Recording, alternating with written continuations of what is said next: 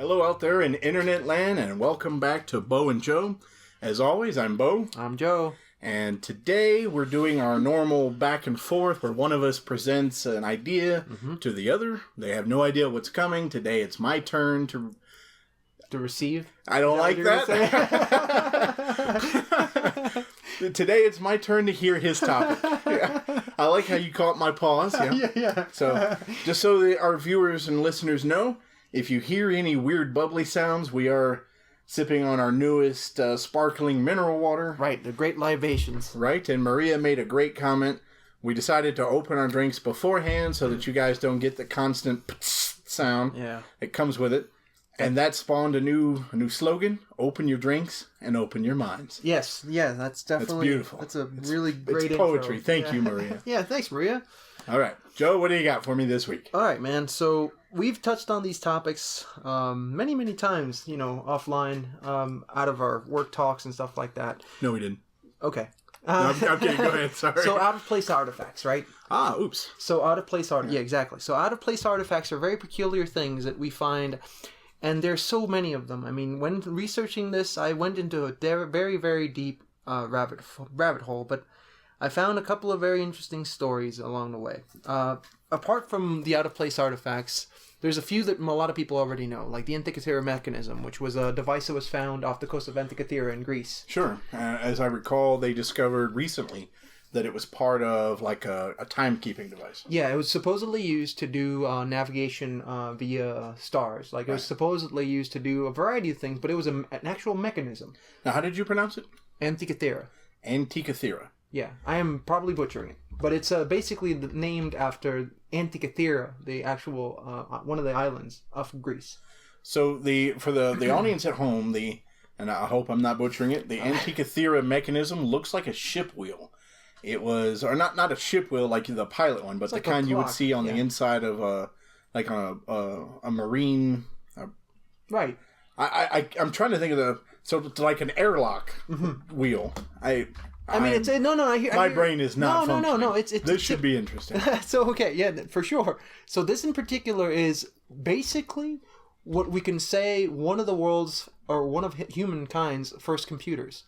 It was made out of a variety of things. It looks, yes, it resembles maybe a combination of a compass and the inner workings of a clock. Right. It's a very intricate machine. And we only found just that wheel part, right? Right. Yep. So that's one of them. That's more of the more well-known ones. And Maria's actually pulled up a picture here where they have a diagram of what they think the finished product looks like. And for the most part, it looks like a watch with two faces. Right. And one sitting on top of the other. Yeah. I remember seeing this recently, so that's pretty cool. And let's mention a couple more. So the reason I'm mentioning these is just to get people, kind of aligned with the topics. I'm sorry to interrupt, but I want to make sure that our audience understands what we're talking about. Out-of-place artifacts. These are items that have been found on Earth that are ancient or old or, I think ancient and old pretty much covers it. Right. And they come from a time when that time should not have had that technology. Exactly. So basically, so that's what we're talking about. Yeah. So they don't correlate with the normal narrative of history. Right. And there's a lot. I know of a few of them, and this is probably right. The London Antikythera, Hammer. The London Hammer. That's right. You told me about that. Did you research that at all? Yeah. Well, yeah. It's a very interesting little finding. It was found in London, Texas. A group found it, and they believed when they saw it that it must have been an error or a mistake, but when it was investigated, they saw that it was actually fossilizing. Right. So it's basically a hammer that was found inside of a rock, and you can see that it was turning into actual, what's it called? Not carbon, my God, I forgot the name of it. But anyway, point of fact is, it's millions upon millions of years old. So the rock that it was embedded in is millions and millions of years old. So it's, as I remember, it's called the London Hammer. Yeah. So, as I remember it, the rock is, I want to say, igneous or something like that. It's supposedly 142 million years old. 140? Jesus. Yeah. Okay. So, again, out of place, right? That's a very out of place artifact. So, Maria's brought up a picture of it. As I recall, the hammerhead is crudely formed, and I can see it here. The hammerhead is crudely formed, but it also looks like, if I remember correctly, it said it's rustless, right? Well, the form or of the pure, something like that. Yeah, so pure. You're right. Yeah, so the pureness of the metal is what was very interesting about it. Right. But I just it's purer than what we can do now. I don't want to go in too deep on these artifacts because these are more of the well-known ones. I just wanted to go more into a narrative of sorts. So out of everything that I found 3 scenarios that are mesmerizing. Okay, great. So I wanted to focus particularly on that. I just wanted to give this as let's say an appetizer. Are these 3 that, do you think I've heard of these 3 before? I believe you've definitely heard of one. Okay. But the last 2, almost nobody has. Great. Well, let's dive into it, okay. Man. I'm ready. All right, so before going into that, I just want to mention another ones that are, struck out as very interesting, like the Sabu disc of Egypt. It's named... Is that the one that has the curves on the top? Exactly. Yeah, it seems to be part of a machine. And it's about 5,000 years old. Sabu. It's S-A-B-U. It looks like an upside-down hubcap. Yes, exactly. Yes. And it's got a spoke in the middle. Yes, exactly. It's a very peculiar disc. A bunch of other things we could talk about.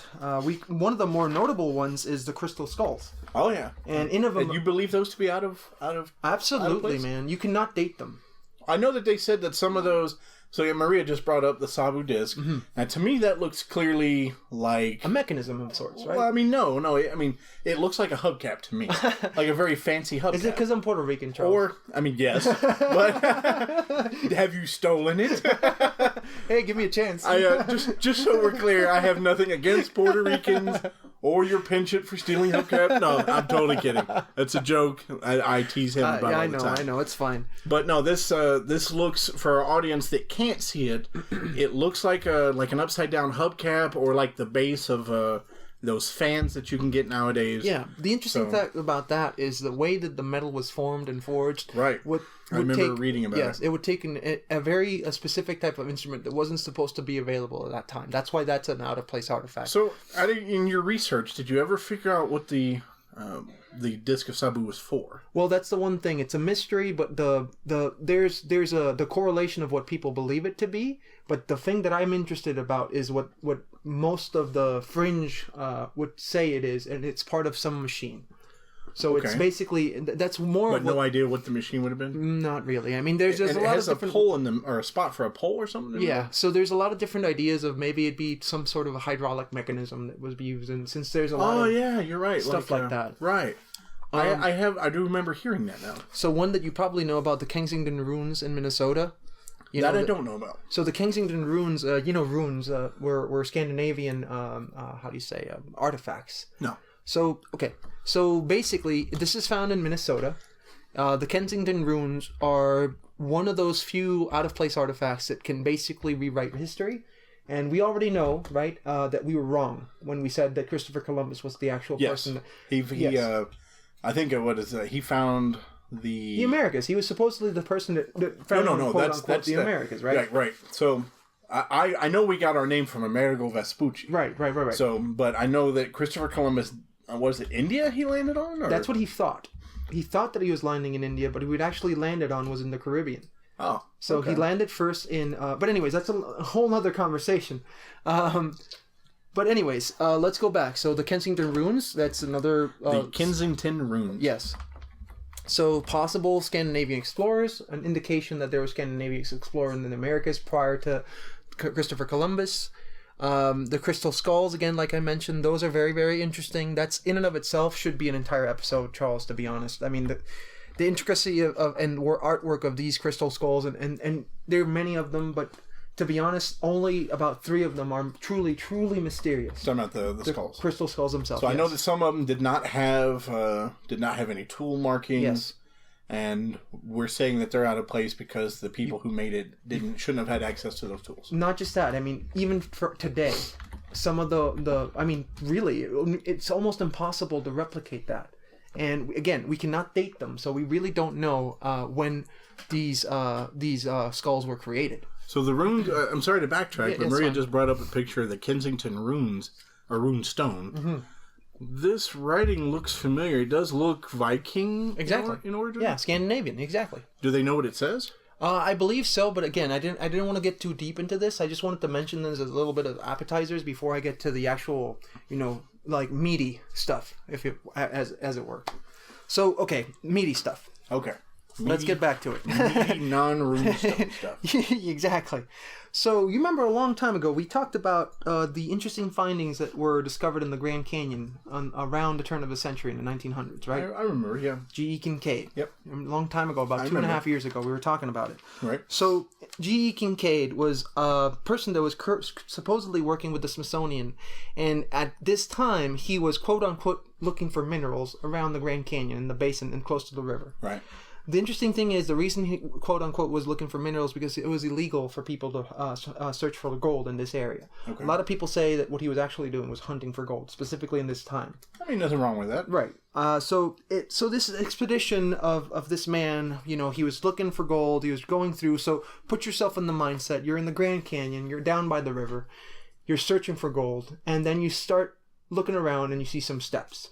Some very crude steps made out of what seemed to be carved out of rocks. So, of course, it's intrigued by this, starts going up the steps, and he starts looking at more elaborate structures. At the end of these steps, he finds an entrance, which seemed to be the entrance of a cave-like structure, but something that was altered by man-made means.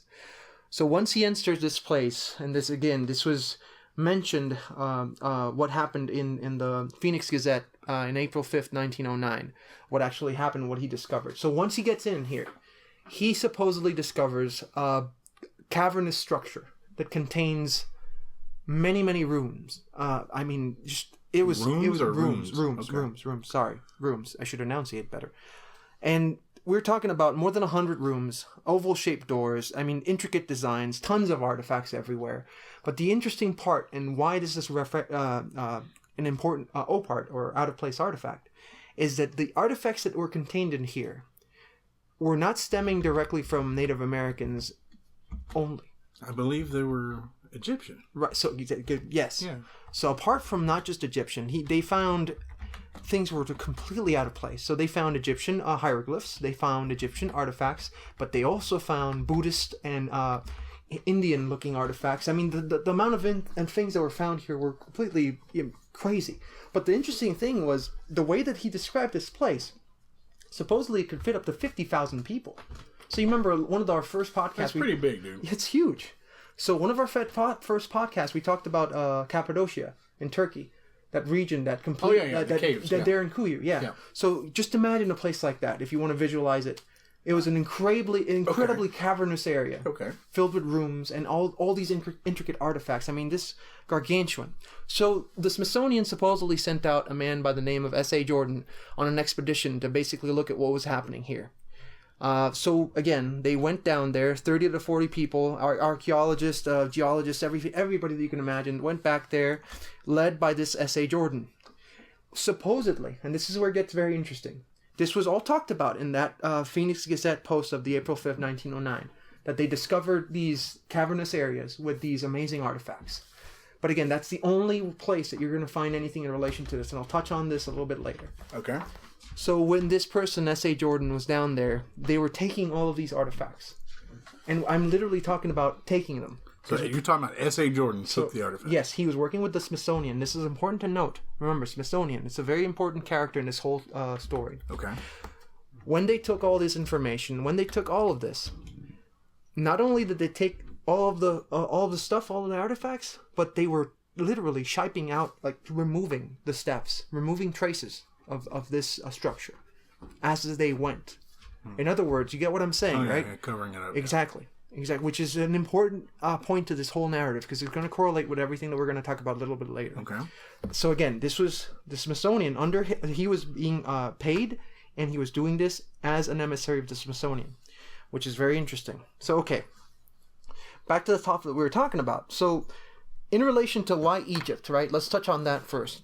What does that even mean, right? Why would there be Egyptian artifacts in the Grand Arizona, Canyon? Right. Yep. Isn't that curious? Yes. Although we know that, and I'm only spitballing here, but we know that at one point, you think back to the Younger Dryas, when the land was formed very differently. Mm-hmm. It's I don't know. It's possible they were travelers. I can't explain the Buddhist and all that other thing. But maybe does it tie back to Agartha? Well, that's a very good point. We'll talk about that later. There's another story that's going to probably.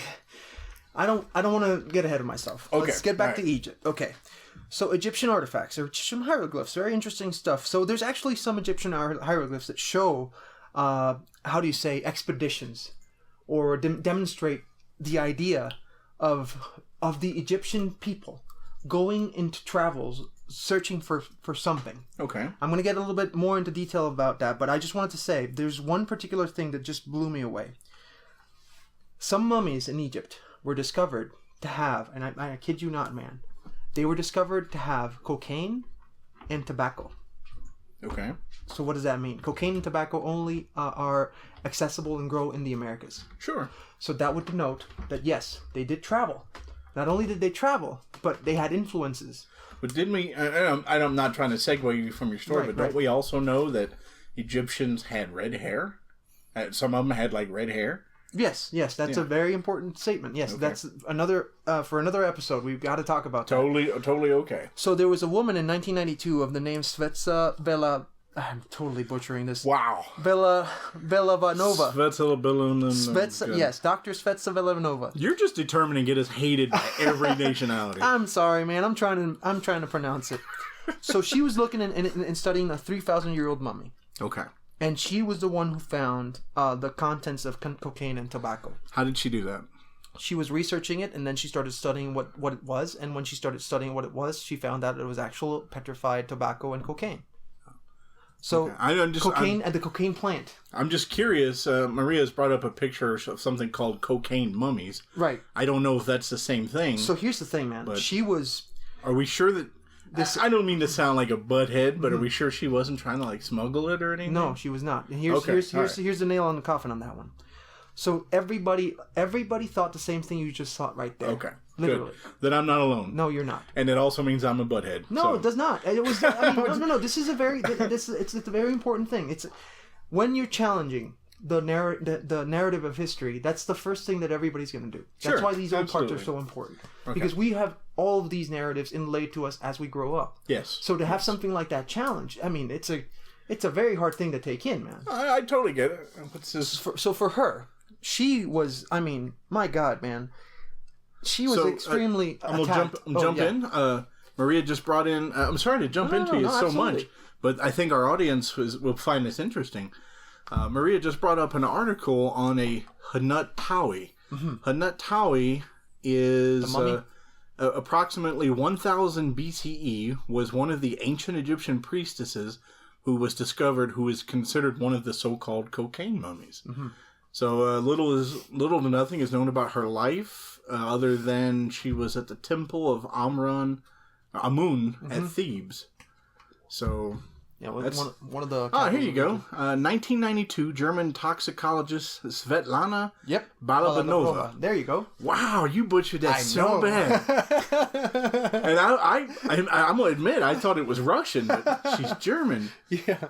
She discovered traces of cocaine, and tobacco, hashish, and nicotine in her hair, as well as on the hair of several other mummies that were found. Right. Which is significant. Right. The only source for cocaine and nicotine was considered to be the native plains of America. Yep. And not present in Africa until after Columbus voyaged to America. Exactly. So, out of place artifact, right? But it gets even stranger. Very interesting. Check this out. So Rosaline Davis was a researcher, very famous researcher, where she actually redid the research and proved that this was true. They stopped badgering her because, man, this woman got badgered. She even got death threats. She proved it? Yeah, because, science, right? Correlation. You have to have more than one person doing the same research and verifying that it's actually factual. Okay. So after this, Rosaline Davis proved it, we now know that there are mummies that contain tobacco and cocaine. So that brings us back to Grand Canyon and having these incredibly weird, strange hieroglyphs and artifacts, tying them to Egypt. Okay.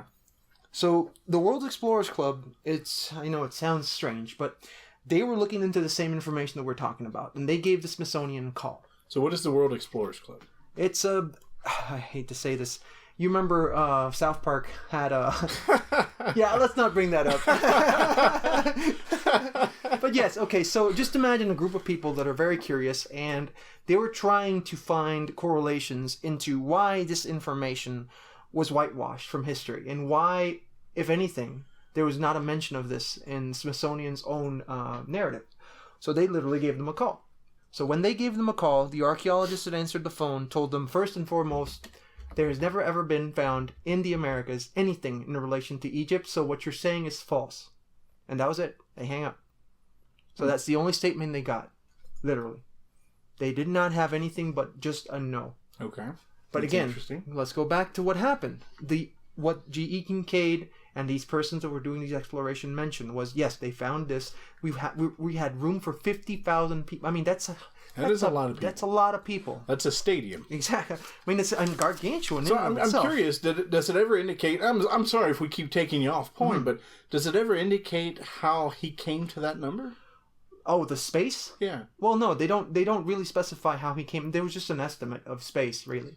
Just to give you a visualization of how big the place was. I see. This is something that was mentioned by the exploration of S.A. Jordan, not Kincaid. Kincaid was the one who found it. Right. S.A. Jordan was the guy who went back and explored it with everybody else trying to get all the stuff out of there. Am I correct in assuming that neither of these guys ever went public about it? No, the only person that went public wasn't necessarily directly him, but G.A. Kincaid was on the Phoenix Gazette on April 5th, and they mentioned his name upon the person who discovered this place. Okay. S.A. Jordan is mentioned in the stories later, but they're not specifically called out in pretty much anywhere else. That's why these explorers club called the Smithsonian to try and get more information. I just wanted to mention the space where it supposedly resides, because people have, and this is important to note, people still are trying to find this place again. It's a very difficult place to get to. So approximately 40 miles up from the Crystal Canyon, that's where you can find the place. But it's a 486 feet drop. If now you go to it, because of the difference of the Colorado River, you literally have to, rappel down. So you can no longer access it the way that they were able to access it. Okay. So again, if people want to go there, there's a lot of places on the internet where you can find approximations of where it actually can reside in. There's people actually doing endeavors of using drones to try and actually go in and actually see if they can at least find the origins of that cave entrance, as it were. I can't lie, I was sitting here thinking about taking some ground penetrating radar. Yeah. That would be an easy way. Well, I say easy, but... Well, yeah. And then if you think about the history of the Grand Canyon itself, right. To your mention of Agartha, if you think about the traditions of the Hopi, they talk about a civilization of beings that took them in and told them how to survive, how to preserve food, how to survive. What you said, right? Not the Holocene, the Younger Dryas, right? When you had the Great Flood. Well, it's also important. A very dangerous area. It's loaded with snakes. Yeah, well, for sure. But I mean, it's important to note, because we're going to touch on this on the next one, which is my favorite, by the way. All right, cool. So all these different artifacts, all these different things were removed, gone. So that's an insane amount of out-of-place artifacts. And again, not just Egyptian. We're talking about, this is important to note as well, we're also talking about other Eastern and European artifacts were found in here. A variety of things, like one of the things that were described in the actual article in the Gazette was a Buddhist-like structure sitting in one of the lotus poses. A very peculiar thing. I mean, it's kind of a very intriguing, not even artifact, just a collection of artifacts, because it completely negates everything that we know of modern history or ancient history. Does it though? I mean, and I'm not trying to play devil's advocate per se, but not yet. Not yet. But I mean, all that to me, and by all means, let me know if I'm missing the bigger picture. Mm-hmm. But all that means to me is that we now know the ancient Egyptians were travelers, right? And they probably did a lot of bartering. Mm-hmm. So I don't know that invalidates history as much as adds a new page to it. I agree, but it's going to be a deeper rabbit hole, man. It gets even weirder. All right, so there's more. Yes, there is much more. This is where it gets interesting, guys. No, not yet. You're close. Yeah, almost there. Almost there. Almost there. All right. So I'm going to get a shirt of that, by the way. We have to, man. So yes, you're right. We're about to get into interesting territory for sure. Okay. So you ever heard of something called the Fuente Magna Bowl? Yes, that's no, I've not. Okay, so I was going to try and think of something witty, but no. What is the Fuente Magna Bowl? Fuente Magna. Okay, so Fuente Magna, it's Spanish because This was an artifact. This is my God, man. Okay, let me preface this. So the Fuente Magna Bowl. Right. So before I don't want you to mention this to the viewers. I mean to the listeners just yet. Okay. I want to give you a setting. So Lake Titicaca. What'd you call me? Not trying to call you Beavis or Butthead, man. I know, right? So Lake Titicaca. This is in Bolivia. It's a very peculiar place. You've seen this in many, many documentaries like Pumapunku and Tiwanaku, all these ancient places that are very mysterious in nature. Yeah. So in these areas, they found this Fuente Magna Bowl. So the Fuente Magna Bowl, in and of itself, is a very peculiar artifact. So I see a picture of it. Maria has brought a picture of it for me. So you can see that it has a variety of different things. Yep. One of the things that you're going to first see is there's two types of scripts on it. The first script is from the Pacara people, which is the native people there. Okay. That's what's found on the actual bowl on the outside. There's also there's a bunch of very beautifully ornate anthropomorphic characters around and descriptions and things like that. But what's interesting is what's inside the second script. It's Proto-Summerian text. I see that. So you remember when I said the stuff that we're going to talk about is mind-boggling? Okay. So that's another thing, man. If you think about Sumerians, I mean that's the Mesopotamian Valley. Right? Here we have actual evidence of Proto-Sumerian texts in South America. In and of itself is just game-changing. I mean, one thing that just is completely baffling about this is this is not supposition. This is not tinfoil hat stuff. This is proven. So I'm just asking because I don't know. Right. I've never actually heard of the Fuente Magna Bowl. Mm-hmm. So I'm looking at it now, and I do see, as Maria is showing us some of the imagery, I do see that there are some people who are indicating that the writing isn't cuneiform. It's Proto-Sumerian. Right. So previous to Sumeria. And that's... Has this been like carbon dated or anything like that? So the dating of itself... So it's been studied by a man called Dr. Clyde Winters, an expert of ancient languages. He had an interpretation of this being sort of like... it's a goddess or a request of fertility, which makes sense with what you see on the outside of it. And it's dated by him, the script itself, 3,500 BC. Okay. So you get what I mean when this is pretty substantial. Sure. So let's keep going. So the Fuente Magna Bowl. So what's peculiar about this? So it was not just that bowl that was found. There was also something called the Pacata monolith. So the Pacata monolith is a very strange little male figure. It's a partially closed figure, so if you want to imagine it, just imagine this small figure of a man, which has had a very faded face. You very much can't see the face. He has a loincloth kind of covering his area, and is his area? Yeah. So this is called the Pacata monolith. Pacata monolith. The Pacata monolith. Yeah, it's a very I'm sorry. It's going to be a difficult thing to find. If you want, just put Fuente Magna and Pacata monolith, and you're going to be able to find it. Both of them are actually found in a museum. If people want to actually see these, they can look at them. They're held side by side in the museum. Let me see if I can find the name of that museum. Give me 1 second.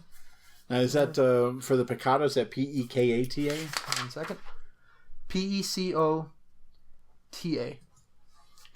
Pecota. Okay. Yeah. P-E-C-O-T-A. Gotcha. P-E-C-O-T-A. Like I said, I'm asking because I've never heard of this. Yeah, it's a very strange thing. Just look for that and put a plus to the... Yeah, okay, so we could find this later and I'll show you a picture of it, but the description of it and what's important, and in this monolith, in this male figure, we also find Proto-Summerian writing. And both of these were found in the same area. Okay. Close to Lake Titicaca, in Bolivia, yes. Titicaca. Yeah. Sorry, that's an Ace Ventura reference. But you know what's also interesting? There it is, right there. You got it. Well, you got your spelling all kind of wrong too. Yeah, that's fine. Wow, that is not a... You see it? That figure, It is a male figure. It's a very unpleasant shape. I know. But you see, so it's got the loincloth there, and you can see the Proto-Summerian writing right there. That's not the right one. I don't see... There you go. And this is on him? Mm-hmm. And that's Proto-Summerian. Right. It's the figure itself is broken, so the feet are broken, but yes. But what's interesting about this... I'm just curious, have they decoded any of this? Well, some of it. The original portion of the Fuente Magna has been, which is, again, Dr. Clyde Winters was the person who was in charge of that. What did it say? He believed that it alludes to, some kind of goddess requesting fertility. Okay. And that would explain the shape of this guy. Okay. I mean, yeah. You have to introduce a bit of comedy into the mystery here, but yes, absolutely. So another thing that's important, I don't know if you've noticed, but if you zoom in on what's on his hands, you're going to see something that's going to pop out specifically at you, Charles, because you've seen this before. It's a little difficult to see right there. You see it? What does that look like? On his hands? Yeah. I don't see anything. It's a pouch.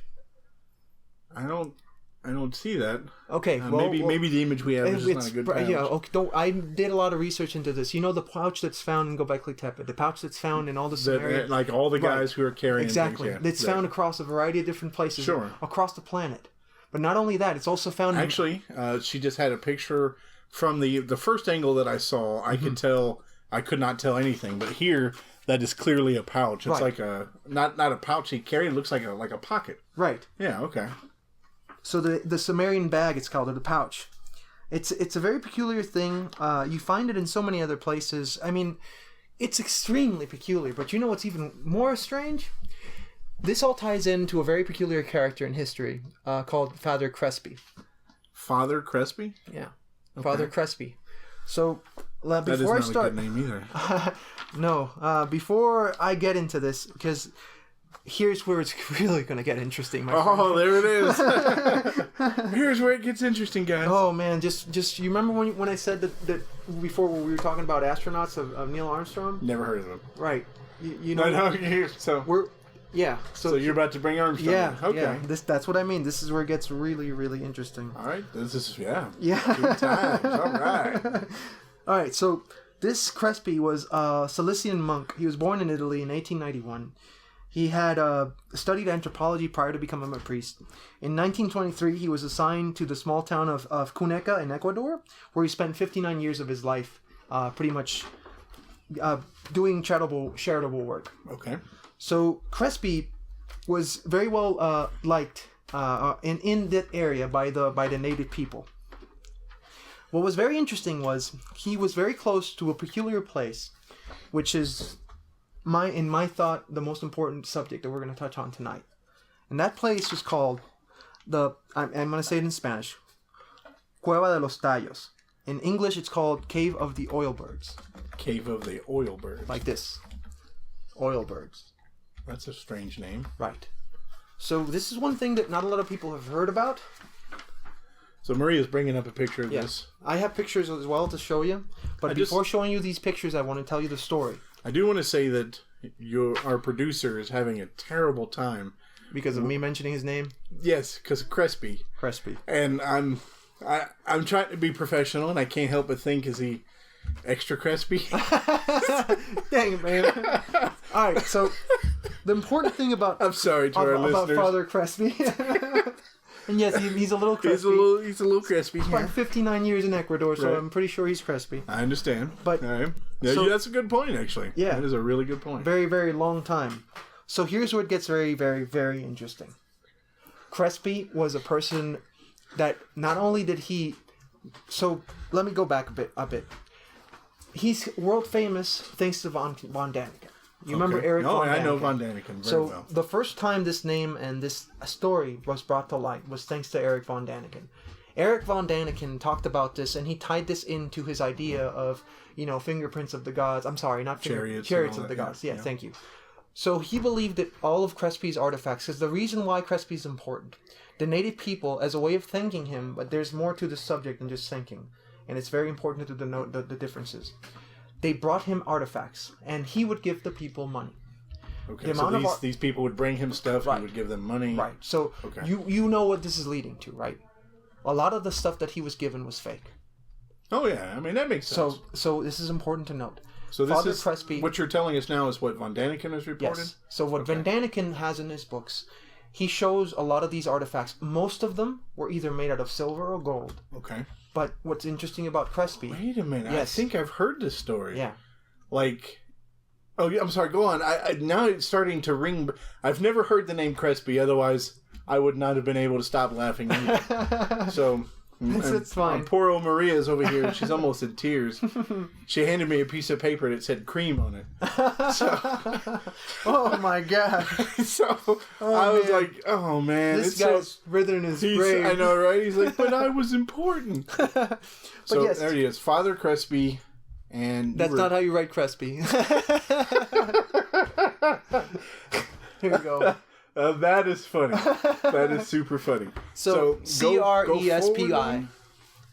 Yeah, you actually had. Yeah. So while you're and the gold artifacts, is this the little airplanes? No, this is much more interesting. Okay. So Crespi was collecting all these different artifacts, among which, and here's where it gets very peculiar. I will show you a picture. No worries. Just give me 1 second because I want to lay out the narrative of this. It's very important. So, one of the things that happened...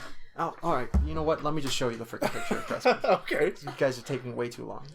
Maria's still inundated with... Yeah, that's him. Crispy cream. And...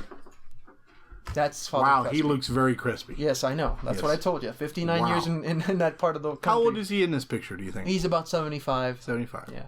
So this is in his later age of... So you see there what I'm referring to, right? Yep. That's the picture right there. Right. Right there. Yep. So Crespi, the type of information that he had, a lot of it was discarded, and every time that people talk about this man, they only look at one part of the story that Von Daniken touched upon. Okay. It's important to note because this is a truly, this does not negate the fact of some of the information that we're going to talk about. Because yes, he had a lot of things that were forgeries. Okay. Because the people, obviously, if they were giving him things and he was giving them money, you were going to literally invite this type of behavior. And that makes total sense. Right. I had no beef with this.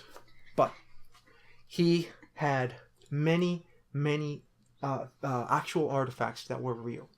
Okay. Here's where it gets very peculiar. All right. I remember hearing the story. It might have been when I first read Chariots of the Gods. Right. I remember this. I want to say this was in Peru or something like that. Obviously, it wasn't. Yeah, Ecuador. But So here, you ever heard of the Metal Library? No. So the Metal Library, it's both a legend and actual fact. You remember when we talked about Neil Armstrong? Vaguely. So that's where this is gonna tie into what we were talking about last week. You remember you said in 1969, after this to me, and this is my personal thing. Okay. One of the things that Neil Armstrong did after he came back from the moon. Okay. Was go to this library. Was go to this cave. The Metal Library. Yeah. So the cave, remember we talked about the cave? Is it this that you're... No. That's only one of the artifacts. So again, the cave of the oilbirds. This was an insane undertaking, man. There's a couple of archaeologists that I want to mention, Mortis and Goyern, which is very important to the cave. They've done a lot of research into this, and not only them, there's also Dr. Ruth Rodriguez Sotomayor. She's written about 50 books. Most of them are on the correlations of how the expansion of humanity has come and how we have it wrong. Okay. Instead of it coming from Africa, she believes that it comes from the Americas. That's a subject that we're to touch up on a little later. And that would be interesting to hear. As far as I know, there's no evidence that supports that. I know. Okay. So in '69, Neil Armstrong made an expedition to Sate Cave, and we're talking, man, 3 million pounds were spent on this expedition. 200 scientists, equipment, help from the Peruvian army. This was a huge undertaking. I'll show you some pictures that they have still of this event. Okay. They went in here, and the reason Armstrong went is he believed that the legacy of humankind was held there, in this cave. Armstrong believed that? Armstrong believed that, yeah. Okay. To my thought, this is my personal musing. What did he see when he went into that mission, and sure. when he was in the moon, that led him to, right after such an endeavor, go to this place in South America? And this was no easy feat, man. This cave is 280 meters down. So Maria just pulled up a picture that I'm hoping it didn't spoil anything for you. Mm-hmm. Can you? That's interesting. So the Sumerians, yeah. Well, no. There's for the listeners at home, she has provided a picture of a bird god. Yes, that's from Mesopotamia. Right, that's one of the Sumerian gods. And it's the exact same picture in the exact same pose found in Ecuador. So that's what I was referring to. And that's Father Crespi. Crespi, exactly. Yeah. So you remember when I said that a lot of his what he had was forgeries? Yeah. A lot of it wasn't. Some of the people that went on this expedition, guess where they were from? Ecuador. The Smithsonian. Oh, okay. Yeah. So I got you. And it gets much more interesting, man. So Crespi had a variety of things, but the most important thing was about 10% of what he had was actually gold and silver plates. These gold and silver plates were part of what is known as the Metal Library. The Metal Library was an antediluvian tomes that contained a pre-flood civilization history. So do you want to explain antediluvian to our listeners? Yes, absolutely. So antediluvian means prior to the Great Flood, the civilizations that came before. So the way we know of life and history as we know it is the oldest that we know of is Sumeria, which is about 6,000 years ago. That's the cradle, quote unquote, of civilization. That's what we were taught in school. After that, we see Babylon. After Babylon, we can keep on going for the Greeks. After the Greeks and the Phoenicians, we go on to the Romans, and then so on and so forth until we get to modern history. So that's what we know of history as we know it. Before flood means things that are only in myths and legends, right? Well, so that is officially, and does seem to be changing a little bit. Yeah. Absolutely. So that is Atlantis, Lemuria, Hyperborea, all these different subjects that we've touched on. Right. So what's interesting again about this cave, the history behind it ties into one of the first podcasts we had about how people from these ancient civilizations were hiding and trying to survive the Great Flood. So this amalgamation of information was supposedly brought there by those same people. So it's, looking at this information that Maria's provided, over Father Crespi's time, I didn't know he was a priest. I don't know if you had touched I mentioned it, yeah. But he's a monk. A monk, yeah, okay. So apparently over his career, he acquired more than 50,000 objects. Mm-hmm. And he died in 1962. Yes. And there was a fire right beforehand that destroyed a big collection of his work. Yes. And his first name was Carlos. Mm-hmm. So Carlos Crespi. And doesn't have the same kind of crispy name to it, though. Well, I mean, like you said, he was there for 59 years. I'm sure he's fairly crispy. So, but no, it looks like after he died, all of his items disappeared without a trace. Exactly. But the most important part of this is we have to remember a lot of these were fake. Right. 10% of them weren't. The most important bits and pieces that he had were the ones that contained Sumerian reference and some cuneiform writing. Okay. But here's where it gets very weird. These libraries, as it were, what is supposed to have been mentioned by these archaeologists, Mortis and Goyern. Goyern specifically was a very important character. He's got a book, and give me 1 second so I can pull up the name. It's a very important. That's fine. While you were looking that up, we'll say that in the article that we found about Crespi, he said he knew that the vast majority of the stuff he was getting was fake. Right. And he could tell by how crude the work was. Right. That doesn't mean that he was such a good guy that he would give them money in it anyways. Well, I mean, as a monk, that's a priest, whatever, that's a cool thing to do. But that's it's a very important fact to mention because, unfortunately, one of the things that was brought this character in this story into popular culture was Von Daniken. And Von Daniken touched upon a lot of the things that were forgeries. Yeah. And that's not, that's just not right. I mean, yes, it's interesting, but that doesn't mean that it's real. The real part, that's the more interesting parts. The things that correlate to Sumeria and to the ancient civilization. Exactly. Not just Sumeria. There's another image here of like a Cleopatra-looking woman from Egypt, carved almost exactly to match that in Ecuador. Mm-hmm. So the book is called, again, sorry, it's Spanish, Lírico y Profundo, Vida de Julio Goyena Aguado. I have no idea what that is. The true story... Something about avocado. So, yes. So the translation of the end of the book is called The True Story of the Cave of the Oilbirds, of Cueva de los Tallos. Okay. This guy knew this place. So a little history on this place. There's about 5 entrances to the cave of the Oilbirds. Okay. This particular archaeologist knew them very well. Oilbird. Yes. That has an interesting connotation to itself. Yeah, I never thought about that. You're right. I mean, when you think oilbird, what do you think? What does it mean to you? Oil bird? Well, yeah. I mean, I think oil bird's going to turn into fire at some point, so I think of phoenix. I think of an airplane. Oh, that's a good point. I never thought of that. You're right. Yeah. That's a very good point. I never thought of that. That's very interesting, man. It may not be no, yeah. No, relevant. Absolutely. Yeah. Still, it's a mind altering thing. I hadn't thought of that. Anyway, go ahead. I'm sorry. But it's okay. So there's 5 entrances. Out of these 5 entrances, he took his friend or one of her closest confidants, Mortis, which is another archaeologist, into what he believed was the true entrance and the easiest entrance to go into. We're talking about a place that's 287 meters down. Right. And something to preface this cave system was not only massive, but when we talk about megalithic structures. Ooh, that's another good topic. Yes, absolutely. And we have to have a conversation about that. That's going to be a very good one, and it's going to involve at least one of your favorite people. Absolutely. Yeah. But this was a megalithic structure. So I'm going to show you a picture. Which structure? The one that was in the cave? The cave itself? The cave itself. Okay. It was like Cappadocia again. It was not just a cave. And so we have images of this one. Yes. So this one we know exists and we've seen. So these are the ancient... Let me show you the ancient pictures. So these are some of the pictures of... As you can see there, you can see the expedition. Okay. 1969. You can see that is not natural. You can see there's a head here. Let me see if I find the head picture. Some of the... You could see that, right? What is this? That's inside of the structure. That's part of a carving?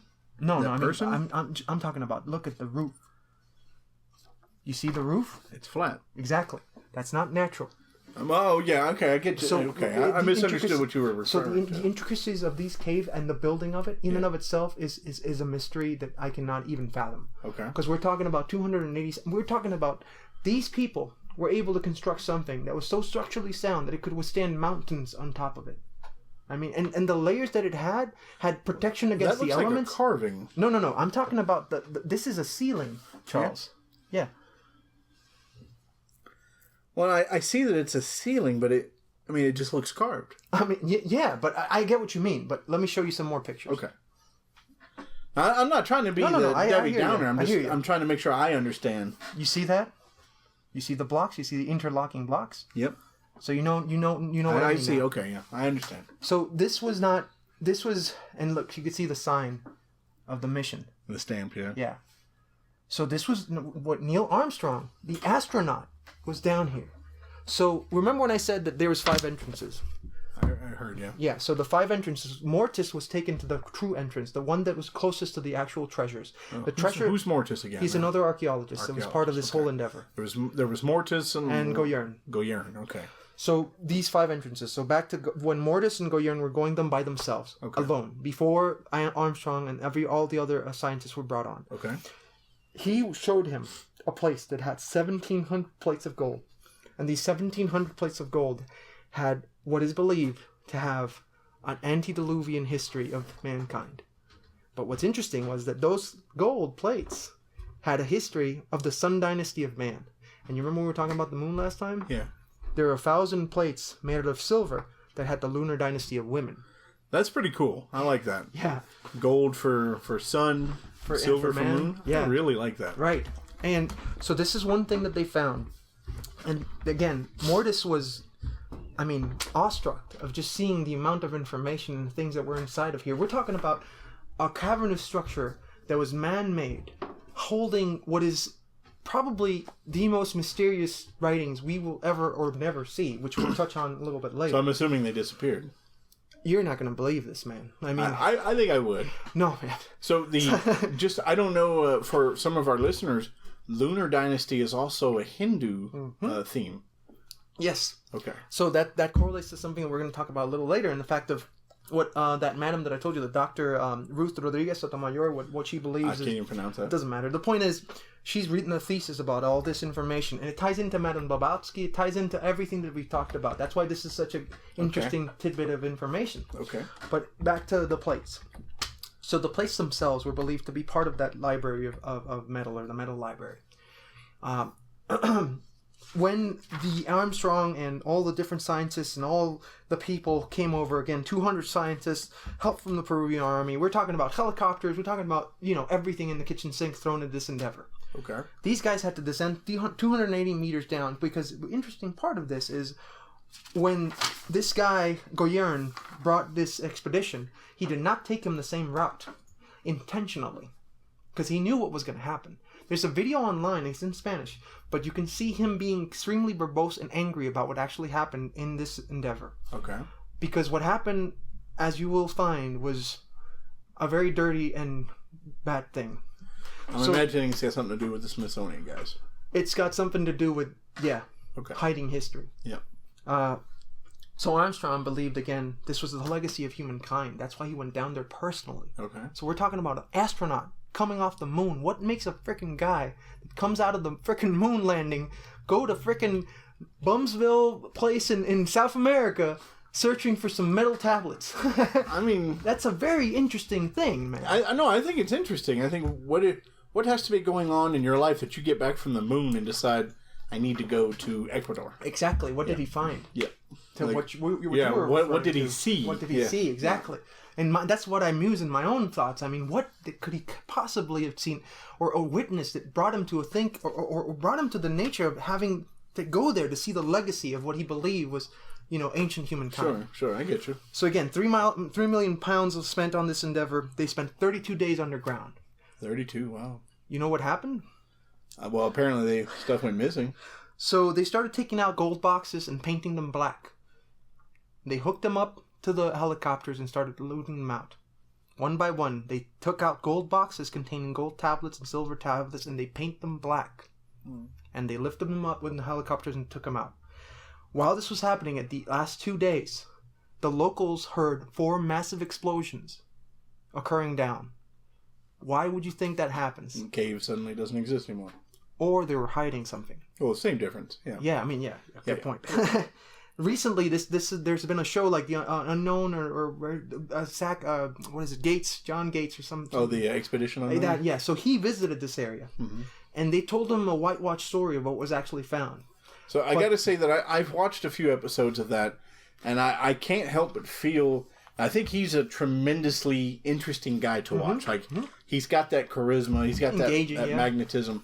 But I think I have an issue with those kinds of shows. It's not to take a comedic leap from this, but there's a comedian that says he doesn't understand why, but he always has to watch the Loch Ness Monster shows.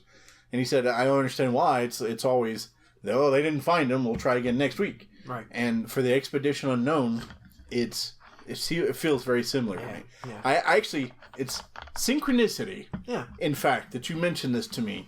This morning, I found myself doing a Google search to see if Expedition Unknown has ever found anything. Oh, wow. So, yeah, absolutely. I think synchronicity is a topic for another show. Absolutely, man. In and of itself, it's extremely peculiar and interesting. But what blew my mind is the fact that, again, man, think about it. 32 days underground, 200 scientists. Is this with Armstrong? Armstrong.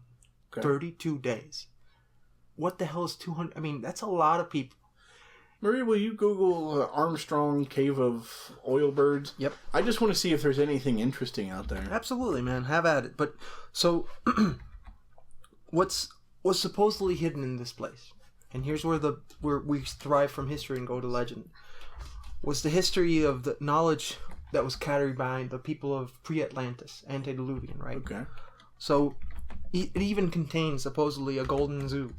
And when I say golden zoo, I mean animals made out of gold. Right. And some of the animals that they found, we hadn't even known existed. Okay. So we're talking about animals that are unbeknownst to us biologically. And they were made out of gold and silver. So the supposed idea is that there was, and this is going back to more to the local legends, there were 3 tribes, and this correlates to what was happening with Atlantis and also what would happen with the Hopis in the Grand Canyon. So all these things unite. And again, the Fuente Magna is another bit of evidence to prove that, yes, we had interconnectedness from Mesopotamia to Egypt and all these other places to South America. Okay. Which to me is like, if you think like a journalist, you have to find these correlations to understand whether or not these things have any credence or truth to them. This has been this is pretty interesting. There's so much here. I know. I know, man. I know. I'm getting to the nuts of it, but I wanted to hear what you had to say. I mean, not just say, but I mean, to me, this blew my mind, man. Like, Neil Armstrong, 200 scientists, 32 days underground, finding an ancient library, tablets made out of gold.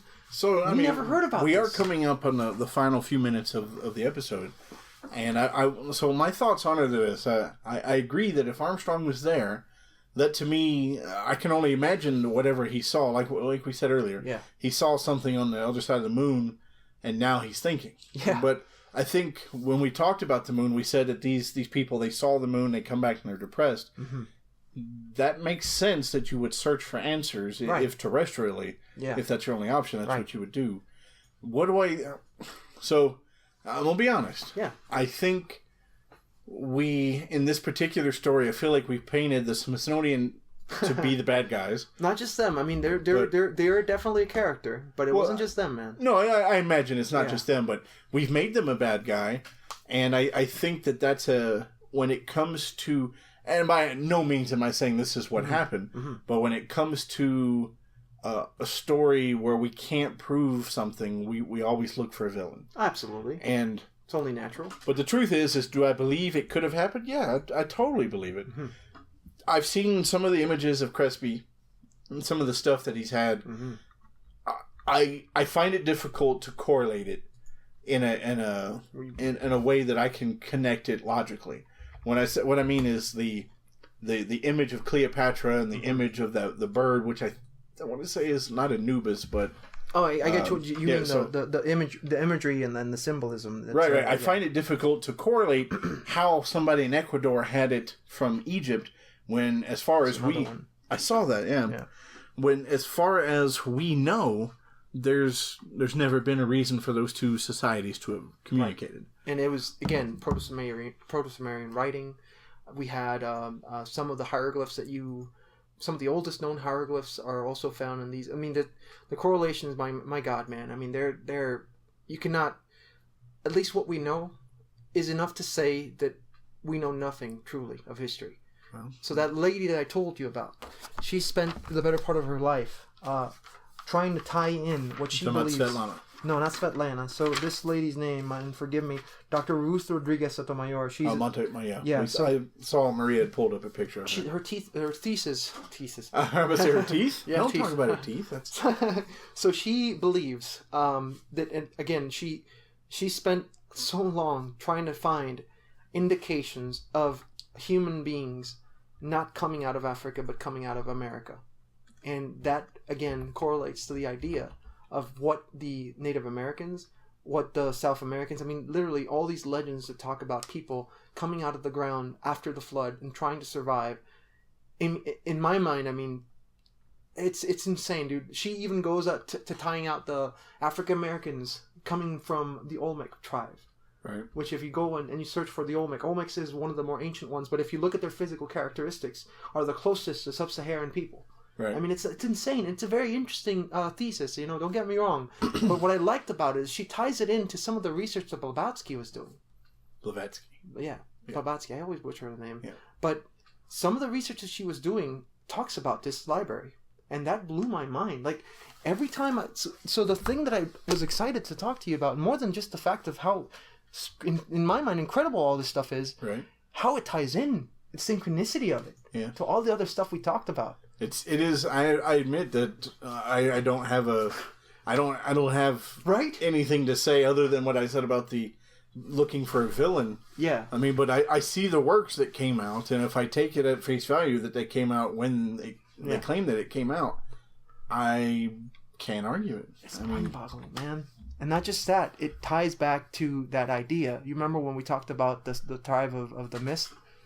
That idea of something hidden? Yep. Of a pearl of knowledge. Maybe this was part of it. And so it turns out that the Taos Caves are, am I saying that right? Taos?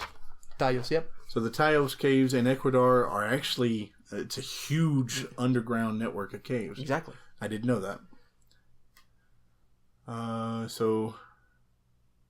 Yep. I'm just looking at some of the stuff that you see Armstrong there. Oh yeah, I see him. It's funny, right? From being on the surface of the moon to 280 meters down, a hot and moldy place. So it says the last bit here before we close it out. The metallic library of the Cave of Tyos apparently recorded ancient history that took place on Earth going back 250,000 years. Because I didn't want to mention that because it's a little... But yes. Fantastic. Yeah. Yeah. Because the idea and the legend is that not only is this pre-diluvian, but this goes back far, far, far back, man. Well, I think as we come to our final minutes, I think it's safe to say that I feel society, or humanity, if you will, in many forms has gone back a lot longer than we think. I agree, man. So with that, we're gonna close up shop here, and we're gonna say thanks to the internet in general for listening to us. Yeah. We hope you had a good time. Understand that we don't necessarily believe all this. I have to make sure we get a disclaimer. I got you, man. We don't necessarily believe it, but it's interesting. Absolutely. It gives us something to talk about, and hopefully it gives you something to talk about too. Yep. So for Bo and Joe, this is Bo. This is Joe. And we hope to see you again next time. Good night.